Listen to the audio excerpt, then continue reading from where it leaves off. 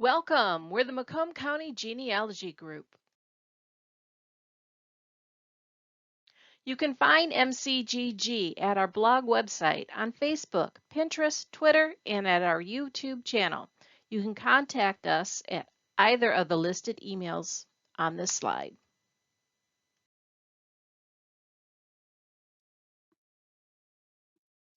The MCGG Friday group has been meeting for over 47 years, and our MCGG Let's Talk Genealogy discussion group has been meeting for 15 years. During this pandemic and during the Mount Clemens Public Library's renovation, we are meeting virtually. MCGG members volunteer their time in a variety of ways to benefit the genealogy community and the Mount Clemens Public Library.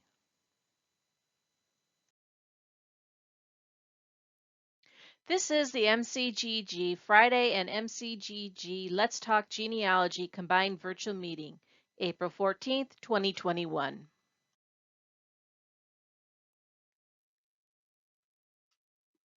Our topic tonight is where do I go from here?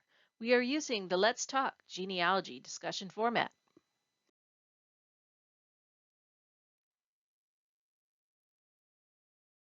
If this is your first time attending a MCGG meeting, welcome. Attend a meeting and you are a member. MCGG has no dues. If you would like to be added to our mailing list, please send an email to the email shown on the screen. We try to keep our emails down to a reasonable number each month, mostly meeting reminders.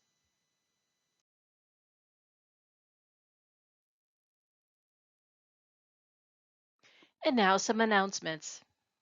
Our favorite library is now operating out of the temporary site on Groesbeck Highway next to the Mount Clemens Ice Arena. It is primarily right now a short visit to pick out a book or pick up a hold, 15 minutes, 30 minutes for families. Masks and social distancing are a must.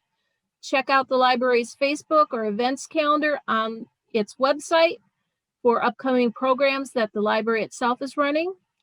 Two of them to note are the first is on Monday, April 19th. There is a beginning African American genealogy program at 7 p.m. And on Thursday, April 22nd at 7 p.m., there is a program on Michigan's 1966 swamp gas UFO, Solving the Mystery. You can find those on the library's Facebook or their website, the library events calendar. And remember to check our blog website's posts and calendar for programs and meetings through our other area genealogy and historical groups. This is our Let's Talk Genealogy program. It's one of our group's favorites. So you bring your research questions, problems, or if you got a find or a share you want to share, feel free to do so. If there's anyone who doesn't want their problem or share shown in the recording, just let me know by email and I can delete that section. So just thought to throw that offer out there because I know some people are hesitant. So is there anyone? Okay, Carrie, that's great. Yeah, you guys don't have to use your camera if you don't want to. Normally we have everyone mute while the presenter's going on, but this is a discussion group. So if you've got any background distraction noise going on and you're not muted, mute yourself. And that way whoever's talking is less distracted. So is there anyone who has a problem or a question that would like to go first? Genealogy or historical wise? I'll go first since there's nobody speaking up. Okay, Jenny, go ahead. My great grandparents came from Germany in 1881. They left there with 5 children and 2 parents, and they arrived in the United States and went to Ohio with 1 parent and 3 children. And the talk from the family and down is that The mother and two children were lost, died on the way over. They died on the ship, etc. Well, I've looked and looked and looked for the ship records, because on the ship records would be their death records. And I wanted to find those things out, details and stuff. And I found on some record, I don't remember what, I think it was immigration, on my grandfather's brother, said that they arrived in the United States on May 6th. I always knew that it was 1881, and so that was not new news to me. I'd known that since I was a child. Anyhow, so about 20 years ago, I was in Salt Lake City and I thought I found them. They were unfortunately misindexed, and they were not where the index said they were supposed to be on whatever ship. I had everybody in the library come and check this out to see if I'd missed something, and nobody else could find it either. So I looked at anything I could do from home. And then one day, my cousin and I drove to Fort Wayne, and we physically looked through every ship log 2 weeks before the 6th of May and 2 weeks after the 6th of May. Every ship that came into the United States, and looked in the index of that ship for my grandfather's name. Now, we looked for it under the letter that the name should begin with, not, some name that was so far off that you didn't even get the first letter. And we found nothing. Where do I go from here? Did you find the rest of the family coming over that was supposedly coming over with them? No. I mean, they were all five, all of them, all 5 kids and parents were together, I assume, when they started. Right. But I found them in Ohio. I have no records anywhere else. Okay. For everyone, hopefully everyone's aware, because of the COVID situation, Ancestry and ProQuest have been giving temporary free remote access to Ancestry Library Edition. So all you need, do you have a library card? Yeah. Okay. So what you would do is go to the website of the library that issued your card. Okay. And then find their link to their Ancestry Library Edition. And you'll be able to access it from home remotely for free. And you can download any image you find that that's my family. Download it so you've got a copy of it for future reference. And they've extended this temporary free remote access until the end of June. So I go to the library's website. Yep. How do I know the library has an Ancestry.com library edition? What's the library that issued your library card? Clausen. Clausen. Okay. I mean, they're tiny. They don't have a lot of this. Okay. The other option is to get a Library of Michigan library card. And then you can access it that way also. Okay. Second, I'm Googling here. Do you think they might extend it past June because of... Oh, that's a possibility. They've been doing it since last year. All right, I'm going to share my screen quick, I think. Okay. Make sure I don't hit the recording. Okay, and then I'm going to bring this down here. Everyone see it? Yes. Okay. Yeah. Good. Okay. All right, so this is that's supposed to be the library. Yeah.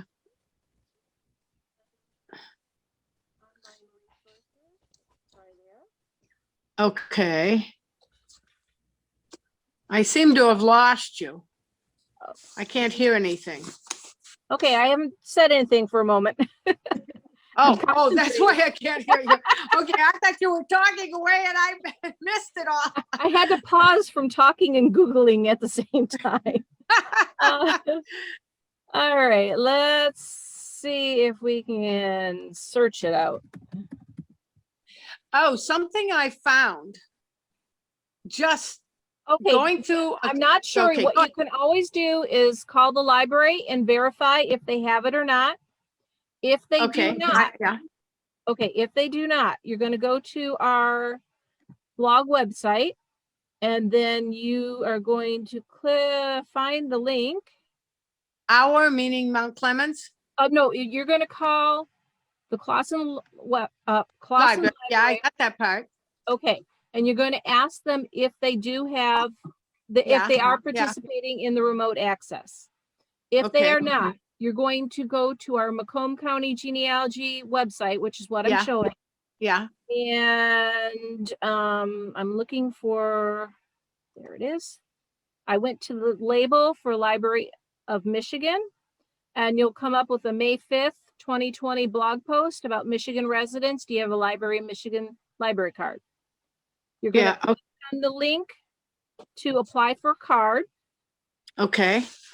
And then within a couple business days, you should get by email the information for your library card number and your temporary password. Okay. And then you will have access to a variety of databases through the Library of Michigan. Okay. That sounds like it's relevant to have anyhow. Yeah, for this, especially for this time period with, due to COVID and getting this remote access. So once you're at the Ancestry Library Edition, I'm on my regular account here, but once you're at there, it's very similar. You're going to go to search all collections. Okay. And then I suggest going to the passenger list. Do you know what area of Germany that family was from? Hamburg, Hanover. Their area. Okay, so in that time frame, the 1880s, try the New York passenger list first. If you search from this overall site, it's going to search every port that it has port information for. Okay. So do a little bit more targeted searching and search the New York port first. Yeah, probably 25, 30 years ago, I went through all of the Germans to America records that they had at that time. Now, and they were with Germans to America, I believe the lore information was that the ship had to be about 80% German to be included, and there was obviously indexing errors here and there and things missed. So give this index a try. And I found my other what you want to do is have a cheat sheet list. What are all the names for the family that came over? Including nicknames and middle names and whatnot. Their birth information as far as year of birth or even month of birth, because sometimes if they came, before they had their birthday, you got to look for someone a year younger. And so that you've got that information to use the cheat sheet, it's supposed to be May, it's supposed to be 1881. So narrow in on that first. And if that doesn't work, then open it up, because sometimes, it's 1880, 1881. Look at the births of the children, and especially when the first child was born here in America, if you have that situation. So they're here by that date. So it will help you narrow your window of search. Yeah, and they're coming in 1881. There's no 1890. You have to wait until 1900, et cetera, to get on the census. Unless you have a state census. I was going through some genealogy stuff. Jenny? Brinkman, Brinkman. Brinkman. Start over. Brinkman, Brinkman.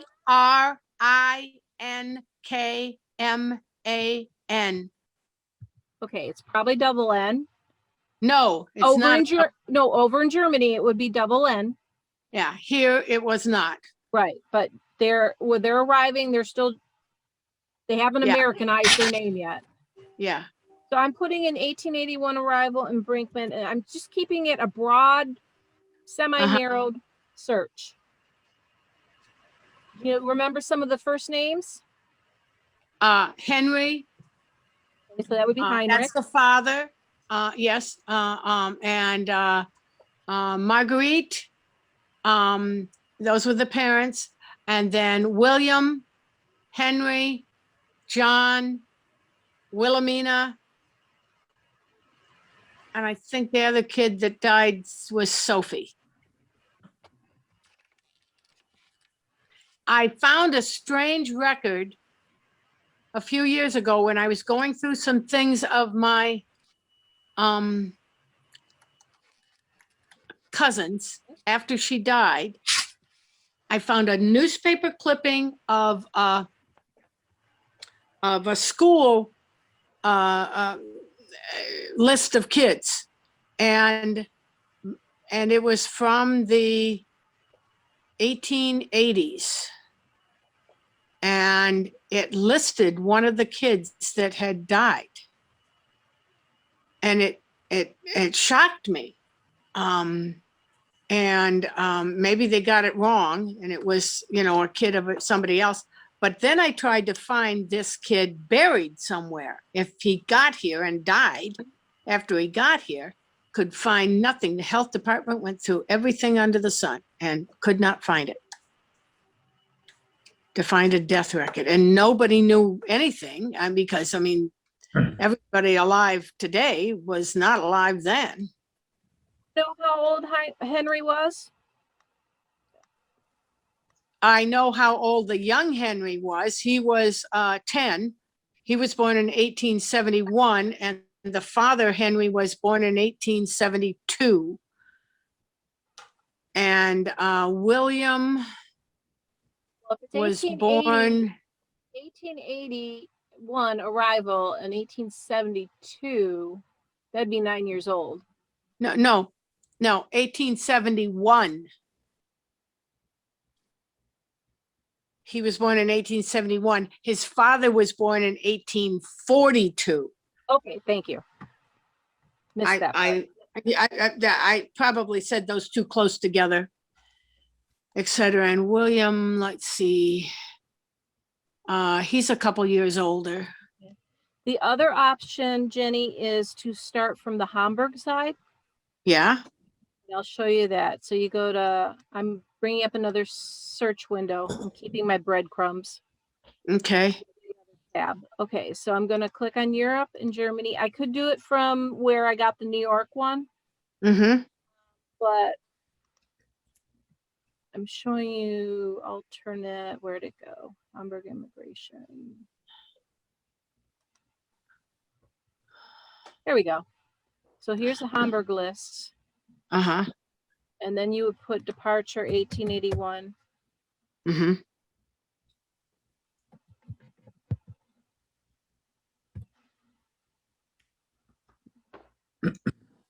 So it's showing a bit less. This is 5th of May when this guy left. We've got Herman's. I don't see there's a Heinrich 1858, but that's in April, which might make sense. 1858 is a long No, that's time birth away. year. That's a birth year. Oh, birth. Oh, okay. Birth. Yeah, so you kind of got to play around with the name, the spelling. If any of the ones in the family have an unusual name, try that. I've even tried it without a last name sometimes if I know it's a particular year. So that's what you want to play around with. Those two, okay. The Hamburg and the New York. And then if you're really not coming up with anything for this, in the New York, then open it up to some of the other like Baltimore or Philadelphia. The German one's written in They're German? written in German, but let me show you how it will look. Let me click on this Heinrich here. So handwriting is handwriting. And so you're not dealing with the shrift. Oh, So you just got to make out their hand, the handwriting. They're writing like we do in English with, I want to say Latin lettering. So but in 1881, they would have written in script. right, in the church records, but not on the ship lists. They're not writing. They're not using. Script. I'm not sure why, but they're using European and yeah. Hey, I found Latin. All right, let me look for this. Okay, because I can read. I used to be able to read. I used to be able to read and write it. I can order beer and potatoes now, but that's about, rather than writing and reading script. All right, so basically we're looking for, you just got to, slow down, look at the handwriting. Get it into my head, how them forming each kind of letter. You can identify a letter, like this is Elise, this is FR for Friedrich or Friedrika, depending, it's a Friedrich. There's the males first, then the female. There's Brinkman, he's smooshed in here. Heinrich, and of course they didn't provide him any they crossed the name off there. So that's Heinrich Brinkman. He's 23 and it says he's from Palmer. He wouldn't. Right. Neither of the Heinrichs would be 23 in 1881. Right. I clicked on one of the ones from the result list and just to show you what the ship list is going to look like. Yeah. Okay. So that's what it's going to look like. Okay. And, if Clausen doesn't have the temporary remote access, get over to our website and click on the link to get yourself a Library Michigan card and wait a couple days and you'll be good to go. Okay. Good luck. Is there a timeline while I'm talking? Is there a timeline for the library to get back together? I mean, itself, not people, or we don't know. The renovation, it should take till about this time next year. Okay. Right now, there's Teresa, you can speak up if you want. Probably about a year from now we'll be reopened. We're still waiting to get internet in our temporary spot, so we can't set up a lot of the genealogy equipment yet. Okay. But hopefully we'll get that going. And then as COVID restrictions ease up, we can start functioning more normally. Okay. Okay. Thank you. Thank you for your help. Teresa. Okay, good luck, Jenny. Next. Anyone else has a problem or a share? I have one. Okay, go ahead. Me too. Okay, this is Jerry Hess. And I'll abbreviate this story. As a little kid, I always admired a safe in my grandmother's basement down in the Harper Van Dyke area of Detroit. So when she had to move out of the neighborhood, and she was elderly and widowed, she said, "Do you want that safe?" And I was married. "Yeah, I'll take it." In the safe was a shoebox from the 1915 to 1928 of receipts and tax records of an uncle. And so why are they still in here in the 1980s? She says, "Well, that's because it was Uncle Joe's safe, so I just left the box." Yeah. So that made sense to me. But what I ended up with is going through it, I found all kinds of tax records. He was partners in 2 subdivisions in Detroit in the Harper Van Dyke area. And going through the tax records, a piece of paper fell out and I found one that said it was for property he owned in the St. Clair Flats. And I always thought that just meant somewhere around Metropolitan Beach, somewhere out there. Mhm. I just Mhm. called the city. I called on the tax records. It showed it was out farther out there. And I called that township and they said no, because it said South Channel, St. Clair Flats. That meant Harson's Island. Mm. So Mhm. bought it in 21, but he died in 28. And I had a copy of his will, and that property is never mentioned. How do I go to, up there to Algonac? How do I go to Algonac and find out what Mhm. happened to that property? Like where do I trace the deeds that were bought and sold? Mhm. That where I go? I'm not sure. That time period, it's too new to be on Family Search, where the early St. Clair County deeds are. There's, they were microfilmed and they've been digitized. So you would have to go to the clerk's office for St. Clair County. I believe, am I right? Harson's Island is under St. Clair County? Yes, it is. Yeah. Okay, Mhm. that's what I thought. So you would go to the deeds office there and then start with the grantor, which is the seller, or the grantee, which is the gittee, the person who bought the property, and start with the indexes there for the time period that from the deed. There is no deed. All this is Excuse just me, a the tax record. record that you're dealing with. And unfortunately, in the one I had in my hand was a 1925 tax record. They didn't use parcel numbers. It just said lots. Mm. It had 3 lots. And what was interesting on it is that all these lots that he had in Detroit that it showed valuation of a couple $100, $200-300 for a lot in Detroit, whereas Harson's Island, one was valued at 700 and 2 of them are at 300. So I'm guessing that it was possibly a sizable piece because that was undeveloped at that time. I mean, Harson's Island was developed in the 1800s, all the way back in the 1700s, actually, but didn't really start growing until much later.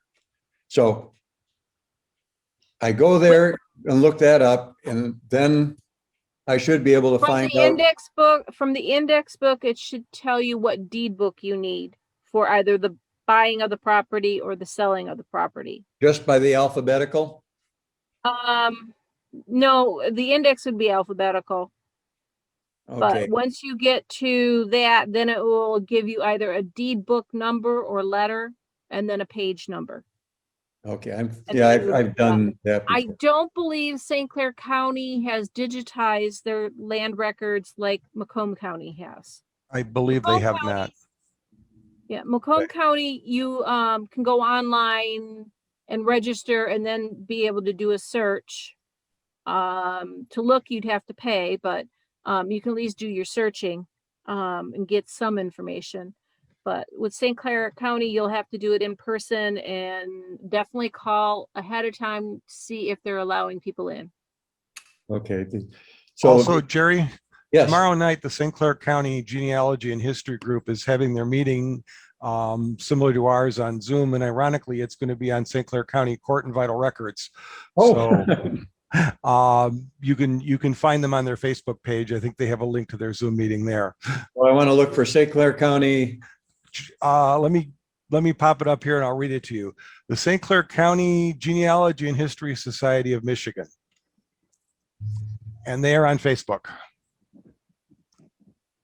So I should be able to find them there. And Yep. that's tomorrow night at 7.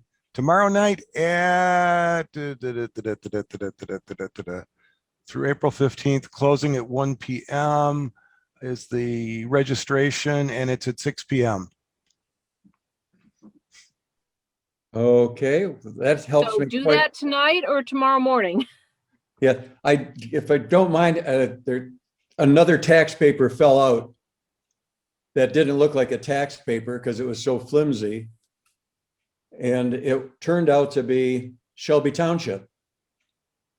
So 1925 Shelby Township, and nowhere in the family have we ever talked about, there was never mention of him owning properties outside of Detroit, but it turned out to be 25 acres.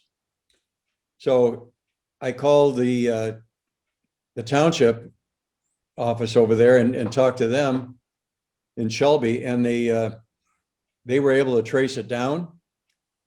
And the property is at, if you know where the park is, Knights of Columbus Park at 21 and M53 Van Dyke Expressway. Yep. There's that park there with a couple ponds. Just to the left of that, just west of that, see all this wooded area? It's still, a good portion of it is just plain woods that has never been done to it. Nothing ever been done to it.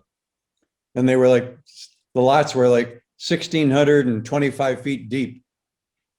But again, there's no mention anywhere in a will. And so for Macomb County, you just mentioned there are some records that have been digitized. Yeah, they're online, you have to register and provide a credit card. They don't charge anything unless you purchase to, like view to get a document, but you can do a search that way. I think they recently changed the Macomb County Death Index to the same system. So you have to register in order to use that Macomb County Death Index that used to be just available straight on their website. So if you go to the county website and let's see, clerk's office, so county deeds office.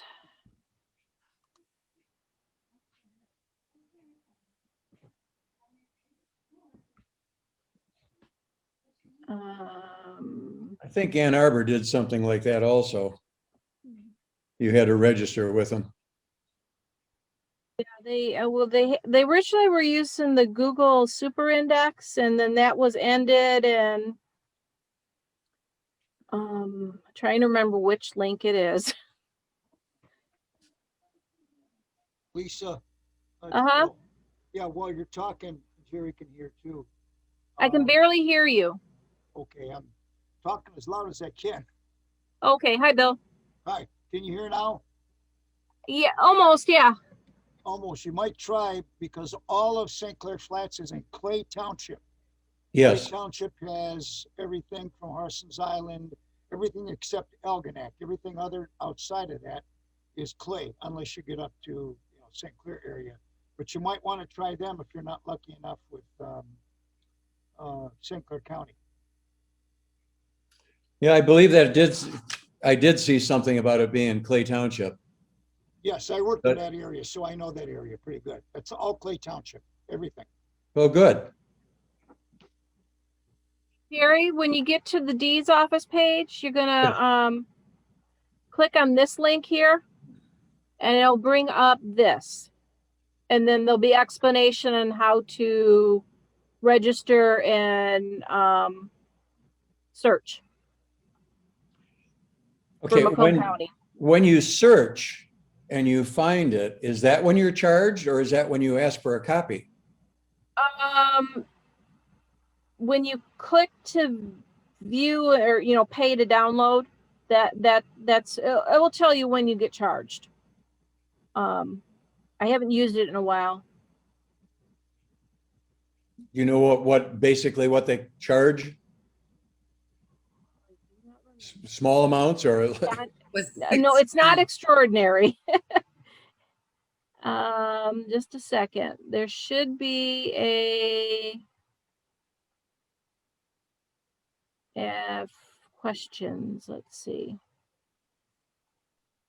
Basic quickly find.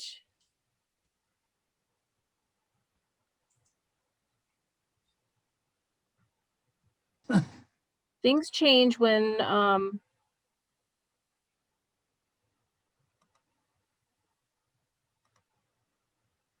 Oh, I didn't have to log in at the moment.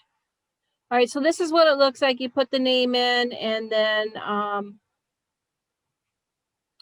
think it's like a dollar or $6 or something like that.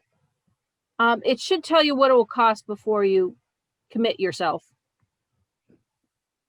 So Are you paying for the search or are you paying for the results? No, the search is free. Okay, It's, that's what I when was you want the concerned with. document. I'm sorry. The search is free. You pay for the document when you decide you want to purchase the document, but you're not going to be able to view the document online. You'll get some basic information from your research results. Okay. Now, Yeah. can If you you got also go questions, you can there? email me. What? Can you also go there and look things up? No, I believe the office is closed, if I remember right, due to the COVID. And that would be Mount Yeah. Clemens? Oh, Mount Clemens. It's open by appointment only.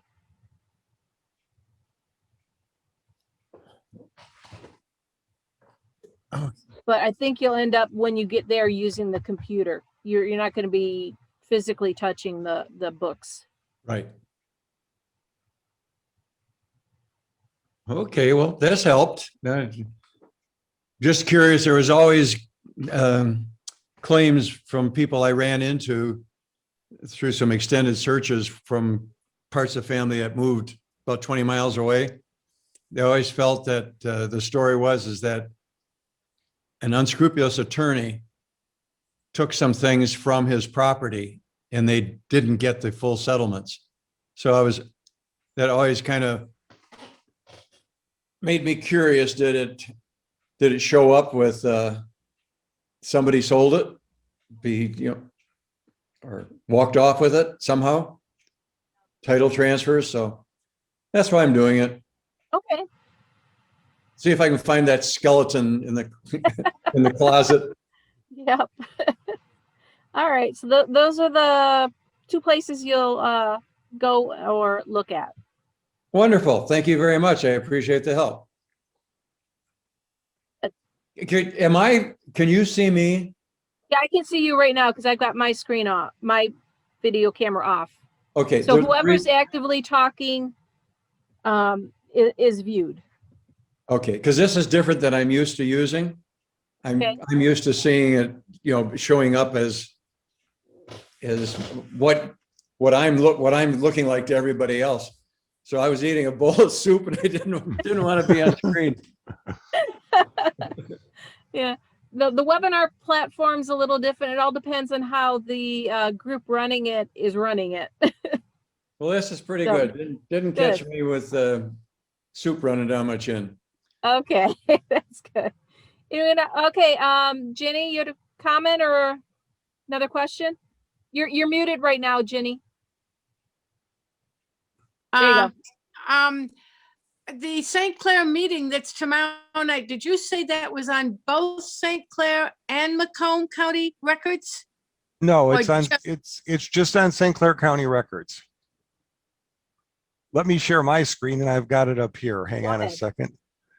Okay, I can only hear part of what you said. Screen. Let me go to this, pop this up, and then I don't want that. Wrong one. Pop that up and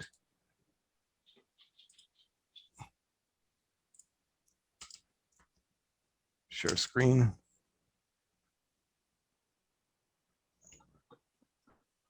Where is that one? Facebook, share. That's the meeting notice on Facebook. Okay. So that's so does it say just St. Clair? It says vital and court records of St. Clair County, Michigan. Okay, so not Macomb also.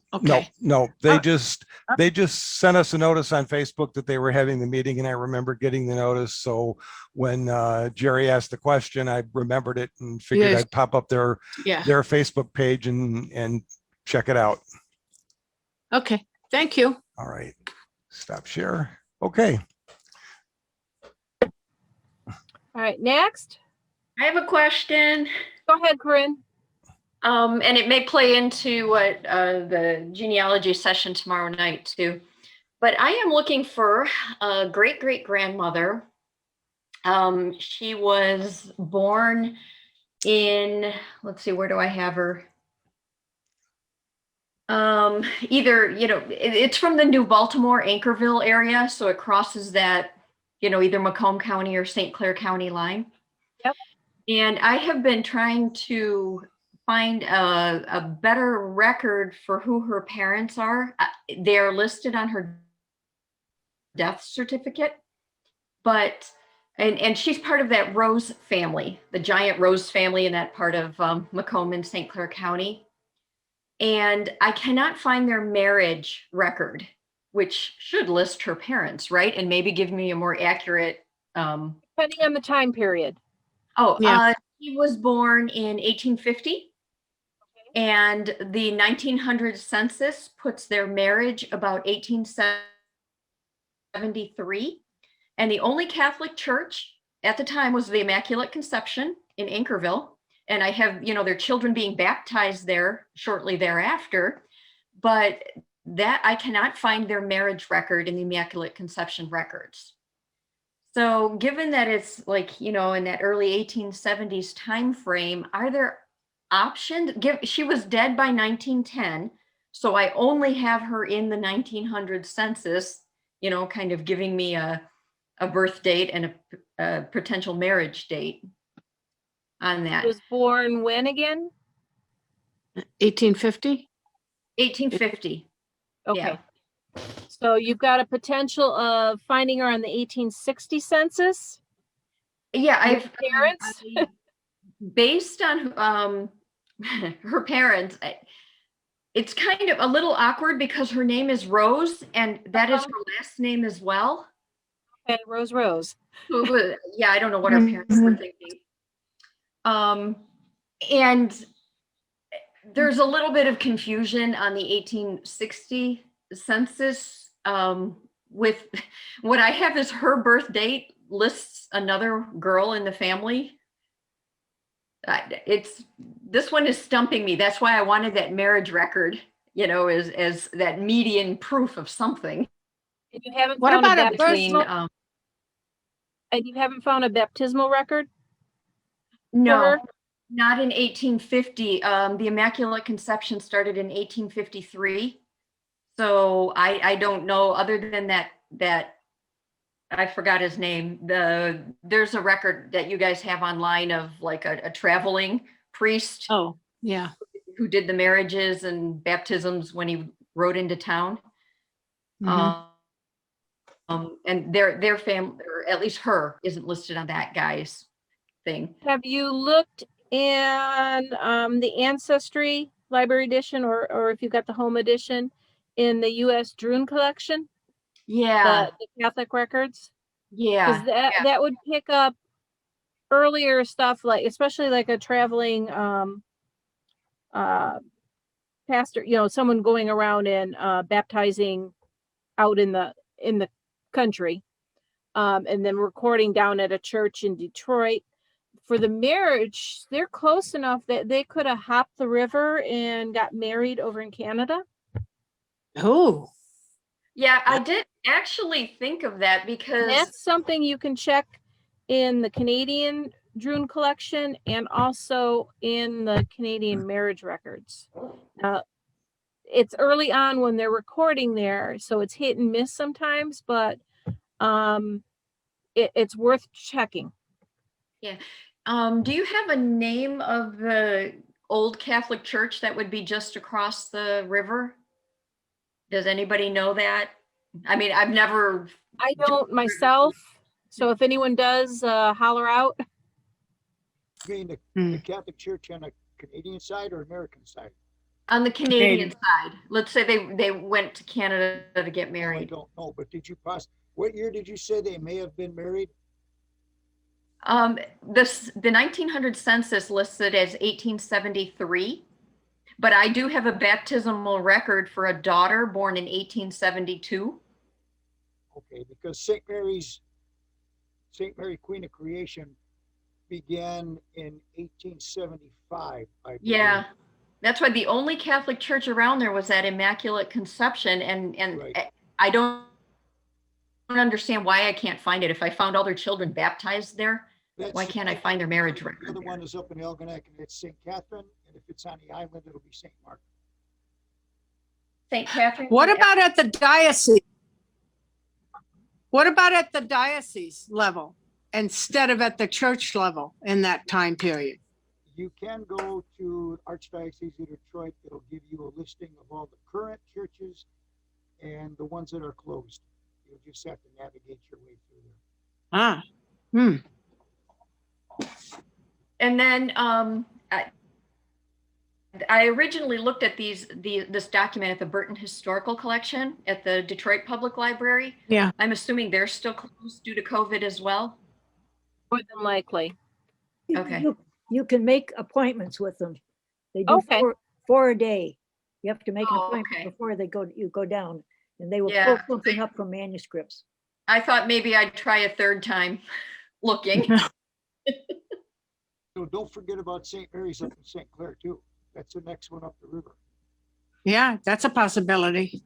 Yep. The only one farther away from there is St. Augustine, and that's in Richmond. That's a tad bit away, but you never know how people travel there. Yeah, I'm not sure the one in Richmond was open yet in the early. Yeah, I don't know what year they opened. That I don't know. Yeah. Yeah. So I'm looking to solve my mystery of her by adding this marriage certificate. Because the only other evidence I have of her parents was on her death certificate. So. And they're not there, you said. No, they are listed there. That's the only reason I have any names at all. But when I look at that family in the census, the 1850, 1860, 1870 census, her name isn't quite right, matching with a birth date that isn't quite right. And again, there's like a sister who has the birth date that I have for her. It's a little bit weird. Be a case where she was given a couple different names and didn't go by the name that you're expecting her, to find her under, or she went by one of the other names instead of her first name that was given to her. Right. That so. It's possible. I actually did follow the potential sister, and I did find that she married somebody else. So I'm assuming it was a whole different woman. Okay. Nuts. Yeah, I know.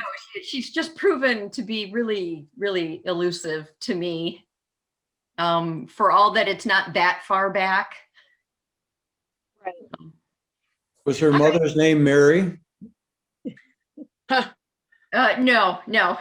Because I ran into this several where they end up that there's a whole lot of Marys in the family. Mother was Mary, or the grandmother was. So then the girls end up with Mary Rose, Mary Jane, whatever, and then they end up by their going middle with their name? middle names. Yeah, it's certainly possible. I have my database open here. I'm going to look at the names of the sisters here. Oh, they had lots of boys. They had 14 children. My Rose was one of 14. Yeah. How about nicknames for Rose being used as a nickname? Especially since her last name was Rose. Yeah, I did find records naming her Rosa, Rosalie. Rosalind? Yeah. Probably even Rosamund. Or Rosemary. Yeah. All right, I'll keep digging, but I appreciate the help, especially with some of the churches. And I never, and I don't know, how big it would have rocked their small community if they had a child out of wedlock and then got married a year later. Like, would they have to go to a different church out of their area, kind of thing. So I will check some of those Catholic churches. So thank you for. Yeah. What was that, Jenny? I said, or they had the dates wrong somehow. Yeah, the only evidence I Etc. have is the 1900 census that said they'd been married 27 years. So, Have Hmm. you And done a more recent search on the the county records for marriage? Because usually that will say the name of the pastor that married them, if you can find it in there. And in your case, they could have been married in St. Clair County or Macomb County. And so you'd want to open up the search that way. And you can do that search on Ancestry Library Edition, or straight on Family Search. yeah, I'm gonna revisit that as With well, just with because I haven't done any the research. vital records, be very open to misspelling of the name. Oh, sure. Yeah, everyone can spell Rose right, but her first name has varied so much that, Right.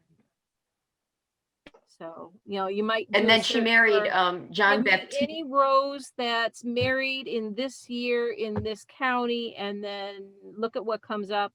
And then if it doesn't, nothing looks right, try the other county with the same type parameters on just the first name and the year, and then adjust the year as needed, kind of play with Yeah. those three pieces. Or if the husband's got an unusual name. I like unusual names. They make searching Yeah, easier. his Yeah. name was Marcero, but the spelling is all over the board Right. of how Marcero is spelled. So, all right, thank you That guys. one is going to vary.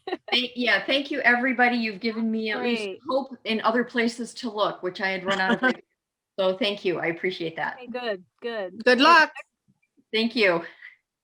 Next person who has a question, problem, or share, Mary Lou? Well, I was going to say, don't count on the German expert from Family Search out in Salt Lake City. I told him that my great-great-grandmother was married in Wisconsin in a Catholic church. I don't have her marriage, but she had 3 children that were baptized in the Catholic church there. She had another one that was baptized in St. Mary's in Detroit, another one baptized in Assumption Grotto, and 2 buried through Assumption Grotto. And he came back with what he had found, which was the Protestant records of German people who were married in Detroit. Oh, Boy. yeah, I that don't think usually that one didn't works. happen. The Lutheran ones. Yeah. Oh, And depending on the time period, that simply didn't happen. No, it wouldn't have happened because the whole family was Catholic. But I only have in St. Mary's, it said she was born in Rostorf in Germany, and he was trying to find, supposedly trying to find that for me. But the problem is, you don't know whether it was. It says ROS, but it could have been RAU. It could have been ROS was something else. It could have been anything over there. yeah, that one copy you showed me, it was like, I need a better picture Yeah. in order to better read the letters on it. Well, and the other thing is that if it was in the area that her husband was from, her name was Anna Maria Tyson, but we're not sure of the spelling of Tyson. And there was something like, I think 900 Anna Maria Tysons of different. Oh dear. And I have no idea. I don't know her parents' name. Yeah. What about her death certificate? Well, it's interesting. Her death certificate is listed as 3 different dates. I have the one from the church, and I was St. Elizabeth's downtown in Detroit. And that said she was born in the Palatinate, but it didn't give a time. But my other thing that I found, and I can't seem to find anything on, is her husband. My great grandmother had a child who died in the infancy or birth, and the death record is listed in the Detroit death records. And the one right before it has the name that he was going by, which was Stevens instead of Steffes, and said he was murdered in Detroit. Mm-hmm. And you would think that that would come up in one of the newspapers or in the death or something. I haven't found anything about a death either under Peter Stevens or Peter Steffes. And it gave his birth date in Germany, and it wasn't too far off. But my great grandmother also was illiterate, so I'm not sure whether she would have gotten it right. But the fact that it's right before her baby who died, and it's listed, it looks like it's listed at the same time. I'm sure that's him, because I haven't found any other death certificate for him. Do you think that Monday issue of the newspaper is missing? It wasn't digitized. And so it means it probably wasn't on the microfilm. But I'm sure that that's him, because it's too close to his name and his death. And in her obituary in Detroit paper, which I was surprised there was even anything there because she was very poor, it says widow of Peter. Do you think the baby and the adult died at the same time? No, the time that they died, that the baby died, was about a month or so off from the other one. But they both died in 1871. And they weren't listed right after they died either. They were listed in the following year. But the date was given as 1871. I think that happened more often than not. I tried looking in the Detroit Free Press archives under murder, under death, under German farmer, and I couldn't find anything that looked even close to it. Was their farm within city limits? It's debatable. I found them, I think it was in 1860 near Gratiot. And I've actually gone through all the deeds in Detroit, and I found Peter Steffes, who owned a farm in that area. I don't think he had any money, though. I mean, I don't think this Peter had any money. And there was another Peter Steffes in Detroit at the same time. His family was in the rest of the family were all in Monroe County. Would that have been Hamtramck Township?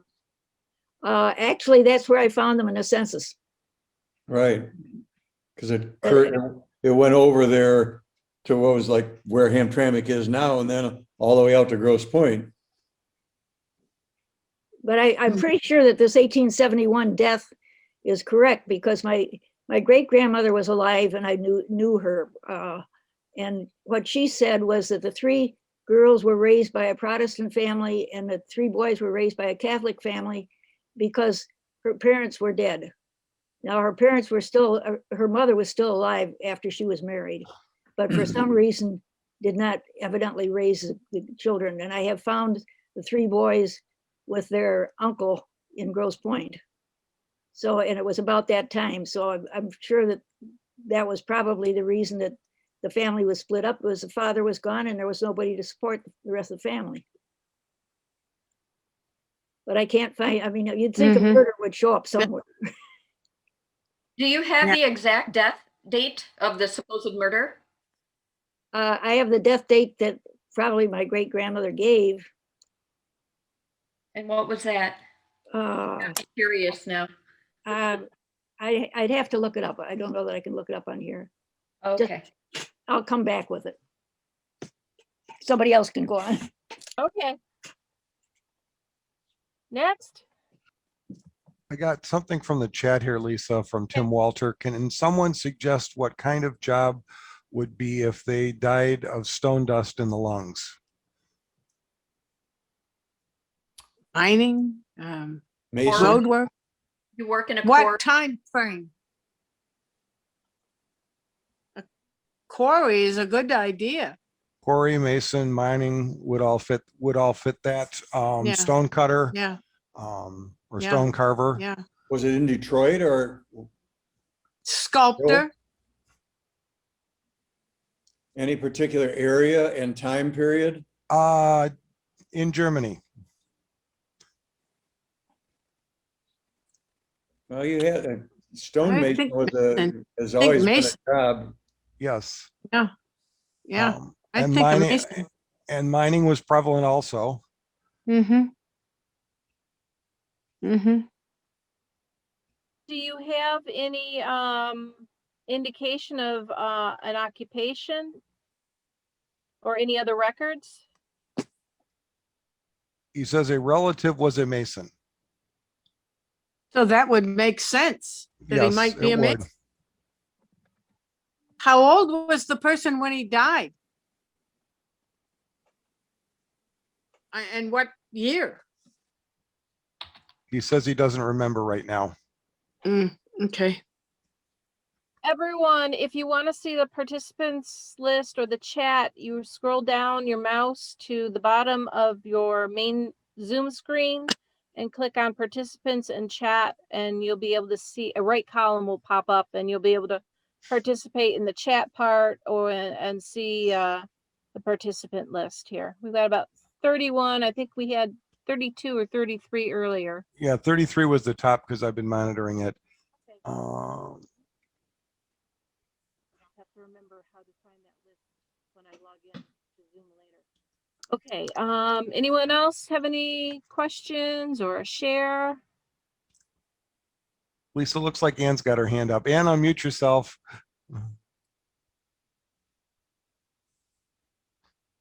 Ann, looks like you're talking. Unmute yourself. I don't see her. Oh, there she is. Hit the space bar, Ann, and hold it down, and you should be able to, nope, still don't hear you.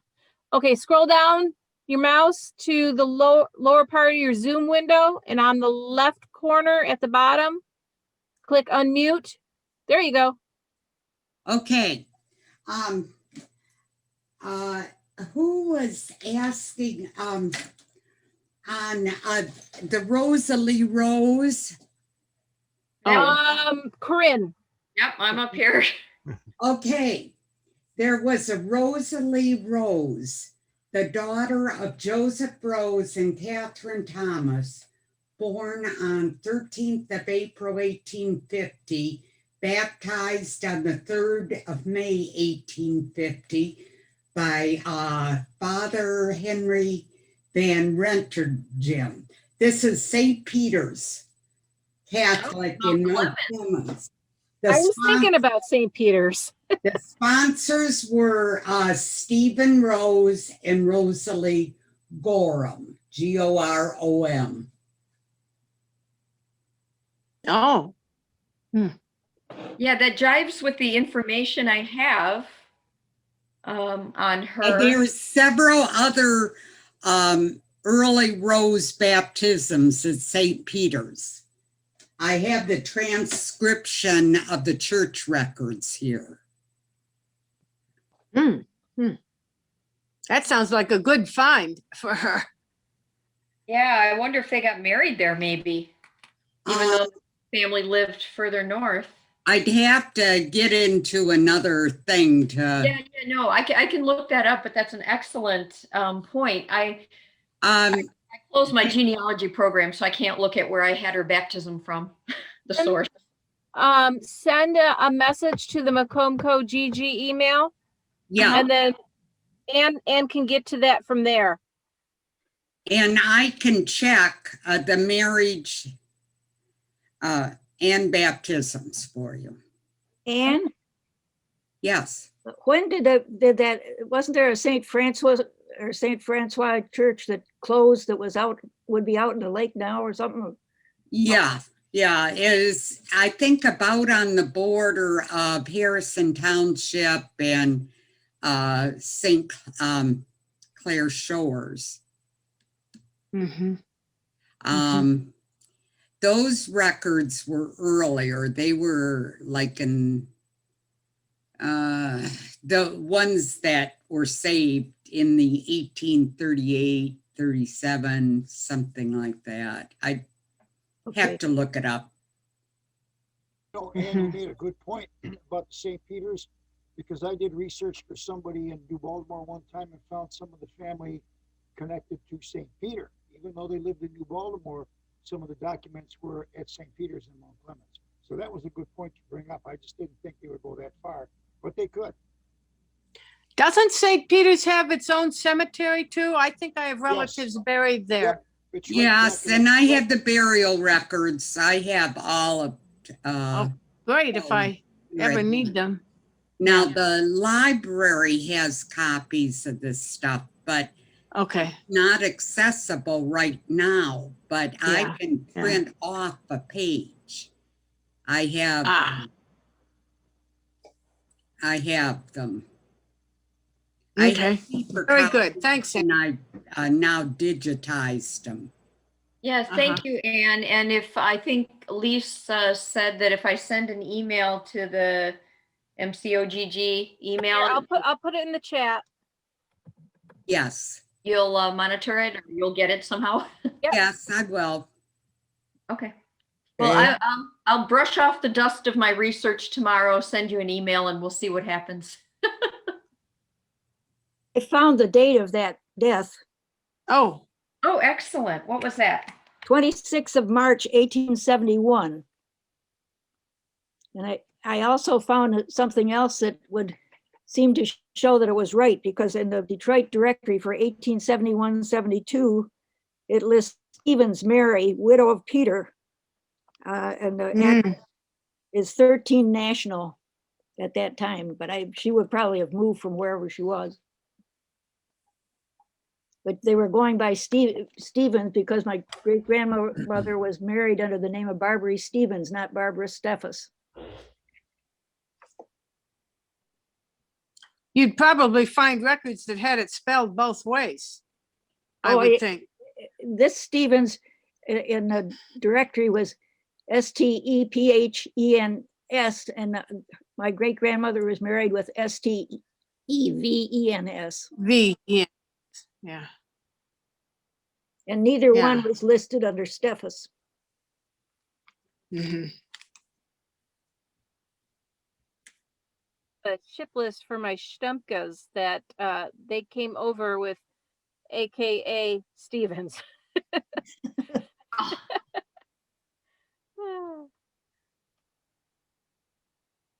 Okay, who's got another problem we can solve? Lisa, I think Marge had her hand up. Okay, go ahead, Marge. I wish they had a hand. I can't see her. I can only see about 6 people at a time. So thanks for spotting. Marge, go ahead and unmute yourself and go ahead with your question.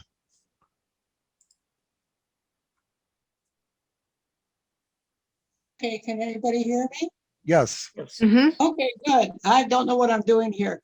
To backtrack a little bit, you're talking about the stone cutters and the term for mason and all of that. I have a lot of relatives in the family that were masons, and they were actually bricklayers as opposed to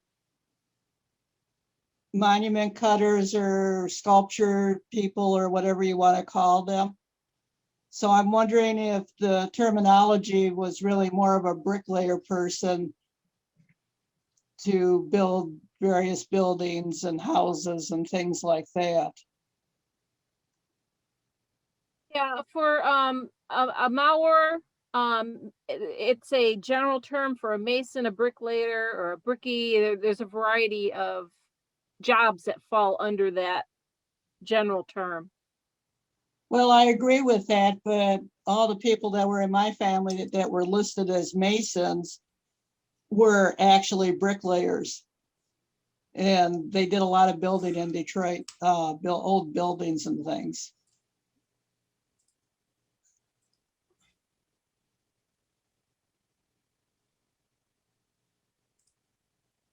Do you have any questions for yourself? I got a guy I can't find for about 5 years, but I don't think he's to be found. Good time frame. Late 1800, early 1900. I haven't been able to find his location, although I know he was around someplace. Well, You know, the late 1800s, he was living in Detroit and with his mother, and I have him getting married in, I want to say Massachusetts. I don't have access to my information. And he got married to this woman. He was a shoemaker. This woman's family were shoemakers. And a few years later, he ends up back in Detroit. I never found a divorce record, so I think he just left, and she continued to use her married name. But for the 1900 census, I have to presume he was still in Detroit, but I got a funny feeling he was traveling back and forth between Detroit and Massachusetts and just never hit the census. Haven't found him living with his mother after the late 1800s, and he just sort of poofed into thin air. Sounds like you got unlucky. I've got a lot of little ones that they just sort of don't have any explanations to for what happened. What about death records in all the places you know he at least was at one time? Well, I have his death certificate. It shows up on Okay. Seeking, Michigan. He died in Detroit. Ah, okay. And he's either at Mount Elliott or Mount Olivet. I don't remember which, because like I said, I don't have access to my information. And he just, you know, he's just gone for those 5 or 6 Heard from years. the directories that you know of. When I was in Lansing, I did look, and he doesn't show up in the directories either. Of course, at that time, you have to realize that the directories, you know, even though it was like, say, 1900, it's really probably more like 1899. Right, they're usually about a year off. Because, the yeah, information because inside of them. Right, the Have printing you methods. tried looking for him in directories electronically? You know, you like using Ancestry's directory collection? I have, Okay. and I haven't found them. Okay. And I checked the addresses for where Mom was living, because sometimes they'll have other names besides whoever owns the property. Right, right. And he doesn't show up there. So I just kind of made a determination that it's just a lost cause. I think, if you're traveling, between states and stuff, when all this information was gathered, that you just got missed. Sometimes that happens. And then sometimes you find them listed twice. I've got haven't had that one, but my grandmother's younger brother got passed back and forth between aunts and uncles. And so on, I think the 1930 census, he was recorded in 2 different households. Because they happened to trade him off on that particular time frame. Yeah. Yeah, well, I've got a few of those. Well, not listed twice, but I've got people. One of the census that I really wanted to have was the 1930 census for my father and my grandmother. And there's no way of finding them, no way, no how. And I finally came to the determination that at the time that a divorce was filed and Grandma and Dad moved from one place to the other, that where they were living at the time that they were the divorce was filed, the census hadn't been taken yet. And then when they moved at that point in time, they moved down closer below Jefferson, I believe it was.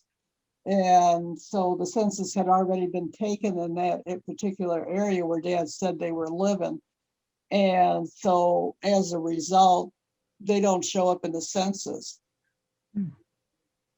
because it hadn't been taken at one place, at one resident, and then when they moved, it had already been done. So they're just totally missed out of the census.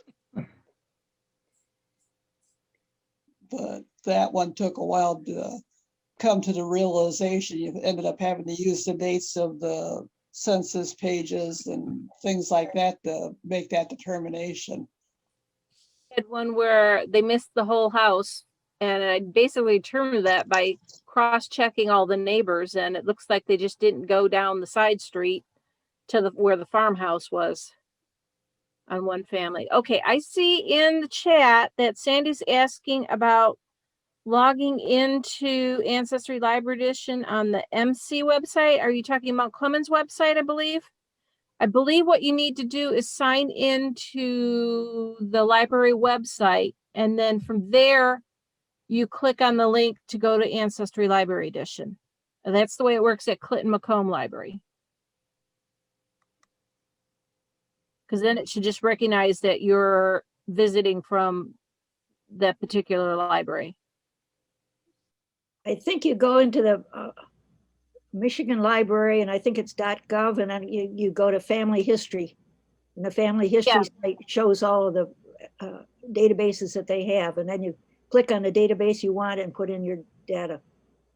Yeah, if you've got the Library of Michigan card. I think her MC was for Mount Clemens. Oh, okay. So I believe it's log into the library website and then click the link to go to Ancestry Library Edition. Let's see. Got more things coming in. Let's see. Okay, yes, Mount Clemens. Okay. Yeah, I think that's how it works.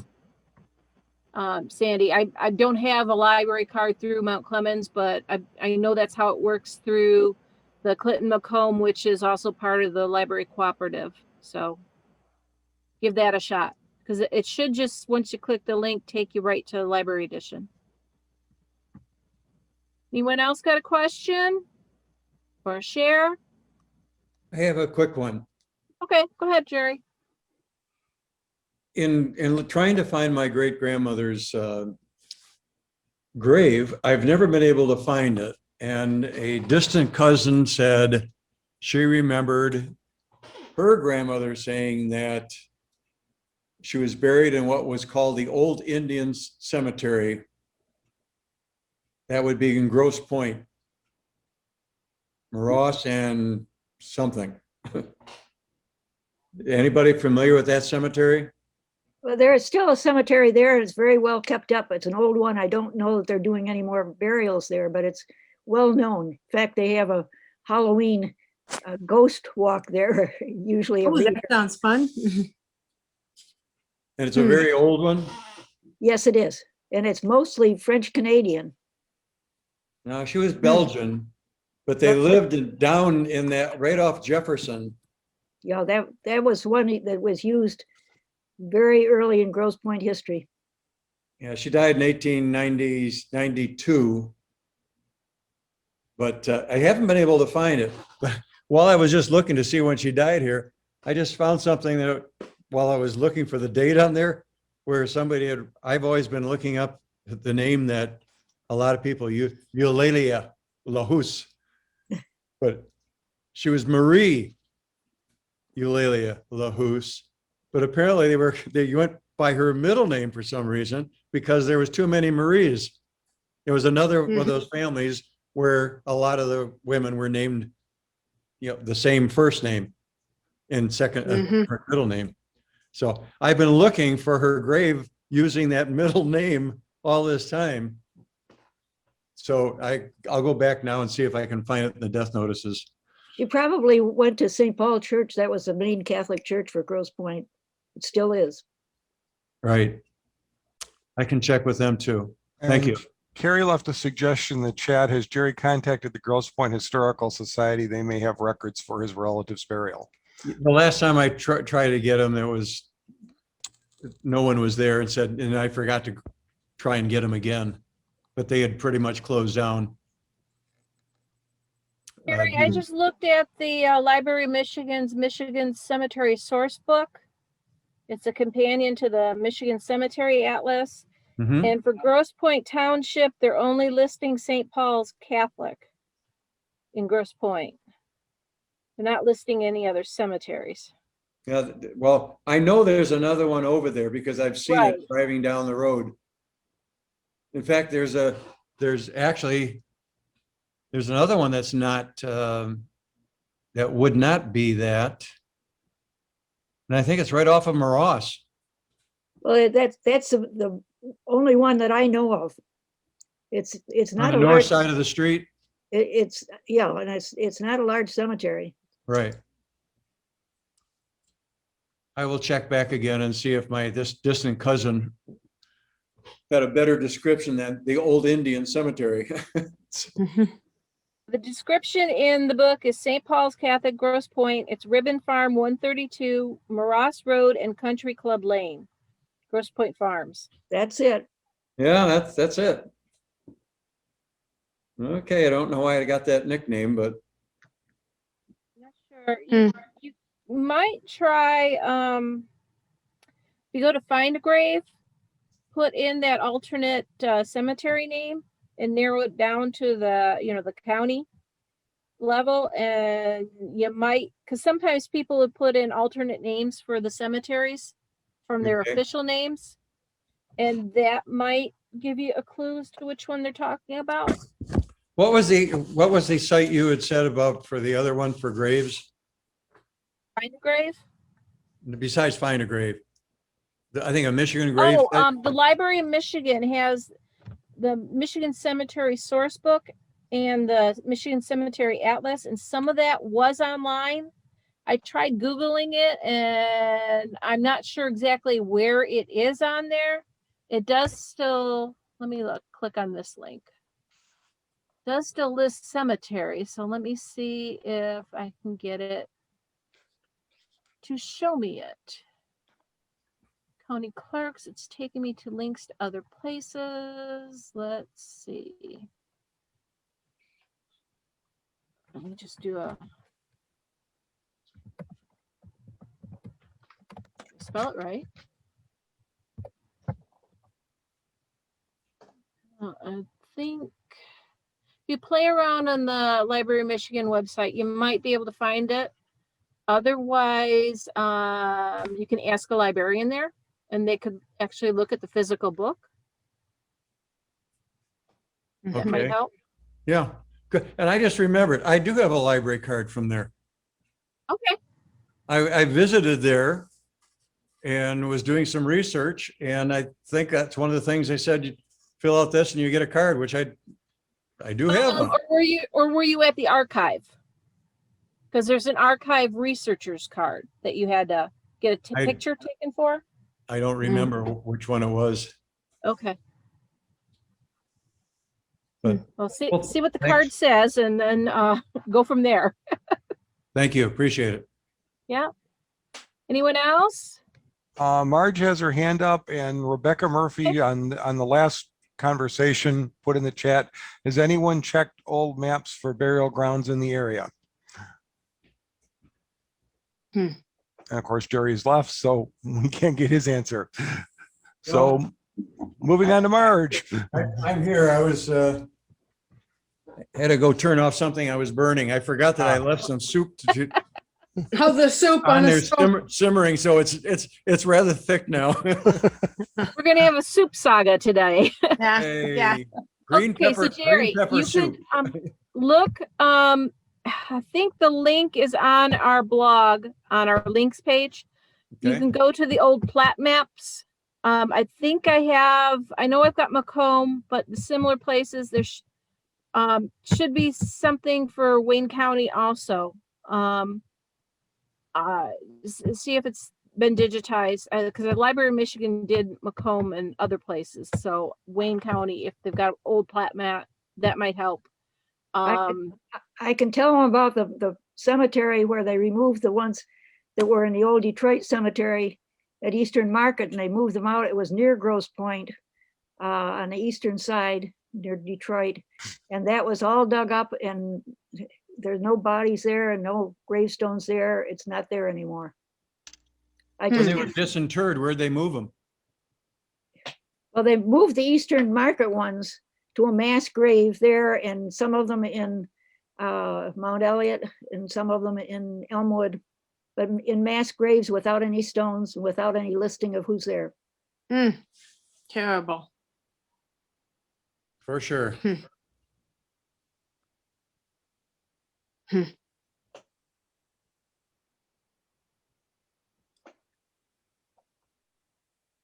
you know when that was done? I believe it was in the 1880s, but I'm not positive now, but I wrote up one of the cemeteries, and I've done a lot of cemetery research for Detroit.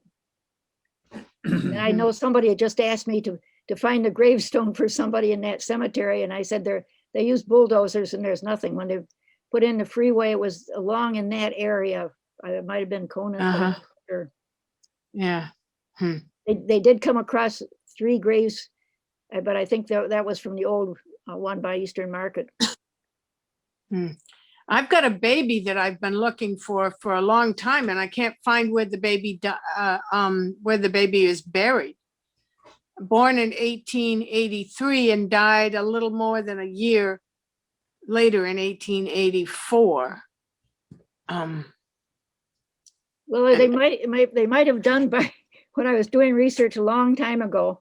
Someone was looking for a baby's burial because she remembered having been at the house when the baby died, and they had a wake at the house.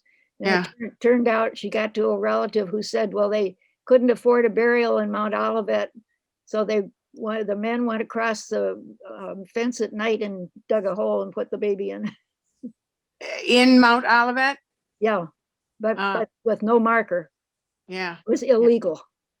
And somebody said that maybe they put him in a big children's area, and again, no marker in some cemetery, but we don't even know what cemetery. Well, it might have been Mount Elliott that they put it in. But, yeah. But there was a fence there, and they just went across the fence during the night and put it in. Yeah. I checked with all the ones in the area at the time. They lived on Van Dyke, way downtown.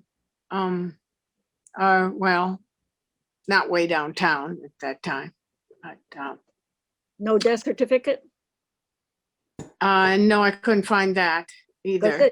What I found, where I found this was nobody knew this kid existed that was alive at the time we found it. I found this written in my great-grandmother's songbook, where she listed all of the children's birth, and she didn't have any deaths except this kid's death, because it was none of her other children had died, etc. And it was all written in pencil on yellow paper in German script.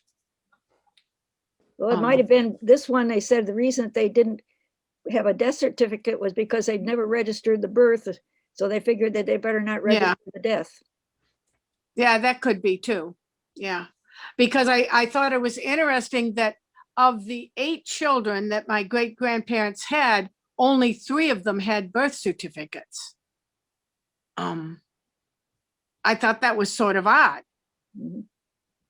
With my dad's grandparents, parents, it all depended how the crops did. If it was a bad year, child didn't get registered because it cost money to register the child. So quite a few of his siblings had delayed birth registrations because they didn't register the child's birth at the time. My dad's younger aunt had her eldest sister who attended her birth, had to swear to the judge, she was born on this date. I attended the birth, and this is when she was born. So it could have been a matter of just financial. Yeah, and my great-grandfather was a truck farmer at Eastern Market. Yeah, very true.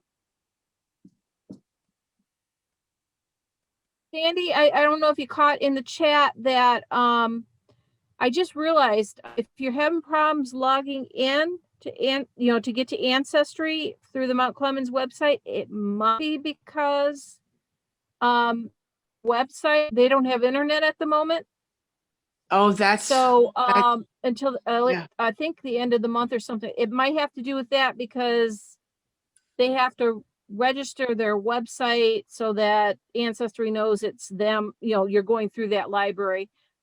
Give Teresa a call or email me and I'll email her. And we'll get you an answer as to why it's not working. In the meantime, try to get a Library of Michigan card and access it that way. Okay, any more? Marge still has her hand up. Oh, okay, Marge, go ahead. Okay, you were talking about Grosse Pointe. I don't know if anyone is aware that the Grosse Pointe Library does have digitized their newspapers. I don't know how far back they go. But you can look through that to find maybe your death notices or other information that you might be looking for. I think it only goes back to the early 1940s. I was Okay. thinking too. I don't know. I haven't looked in quite some time, so I don't know, but 1940 would certainly make sense. Go ahead, Jerry. I think all the cemeteries get mentioned. I think a lot of people forget about Gethsemane. Gratiot near by the railroad tracks, right by French Road. By the airport. Right by the airport. Huh. And Was- that's been there for a long time. Gethsemane. Yeah. I didn't think of that one. Yeah. As you're going down Gratiot going south on Gratiot, before you got up the French Road, they had a big sign and it was there for years. Hey, so this was probably, I can remember from 70 years ago, I can remember seeing the sign. It says, drive carefully, we can wait.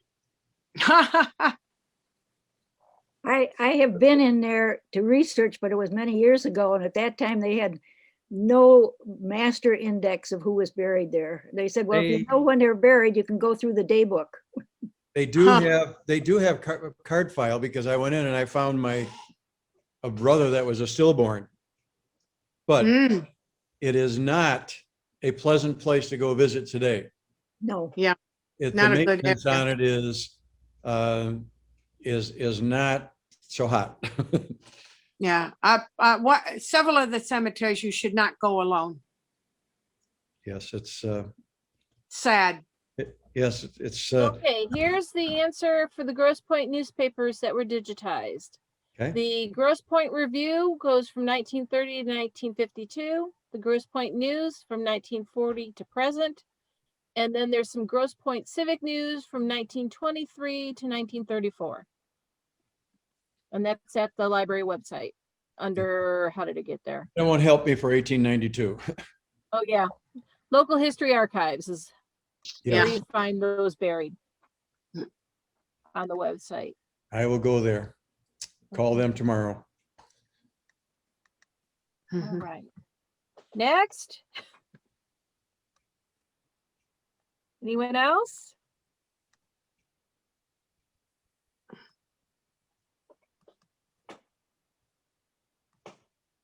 Don't be shy. Anyone has a share?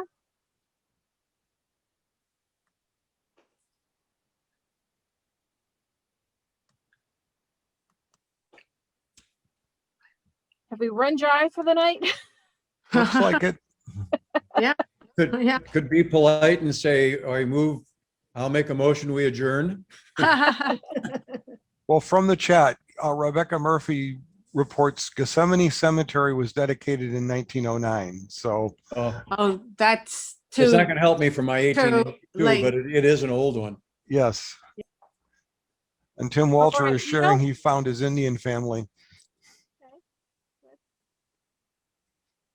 How many of those long ago cemeteries that, that were like family plots on what it was a farm that just were forgotten?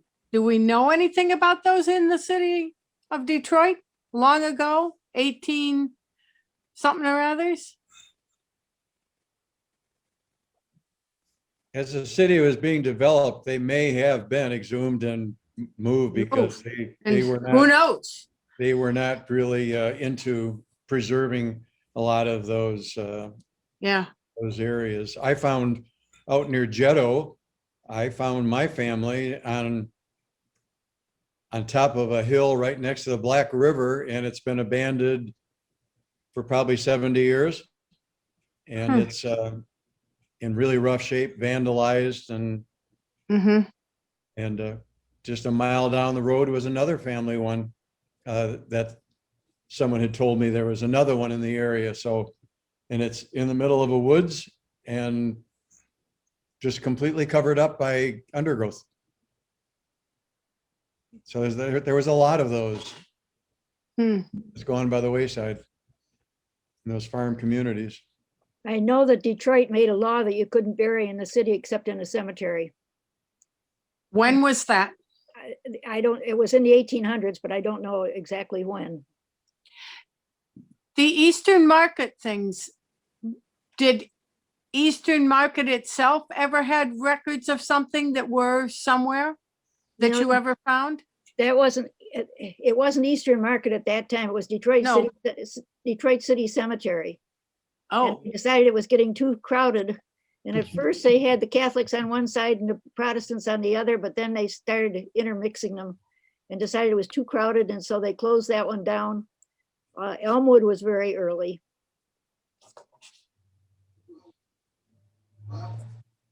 but did they have any records from that cemetery that were kept?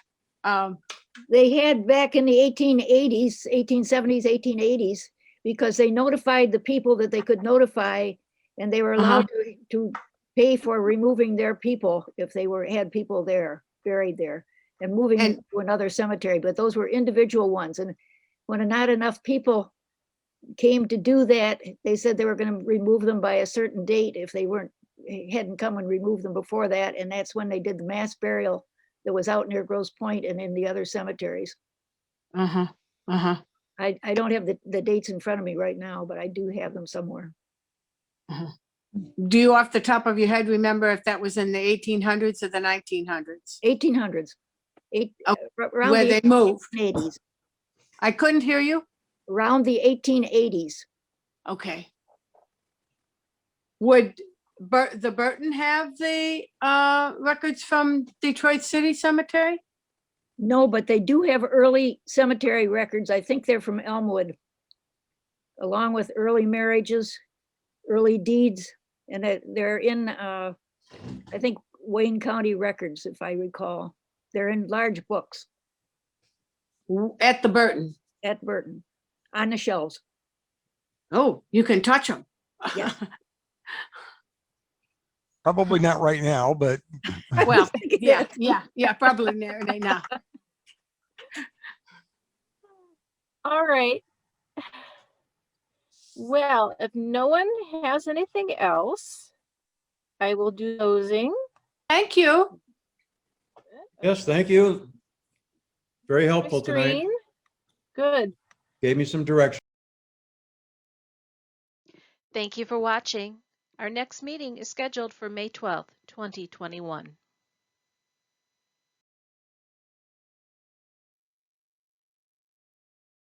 Our meeting topic will be Comparing Genealogy Trees, Entering Source Citations, presented by MCGG's Lisa Eschenberg and Robert McGarry.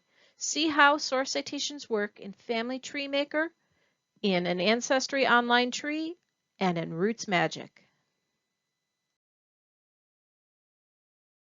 Last but not least, MCGG extends its thanks to the Mount Clemens Public Library and its staff for hosting this Zoom meeting.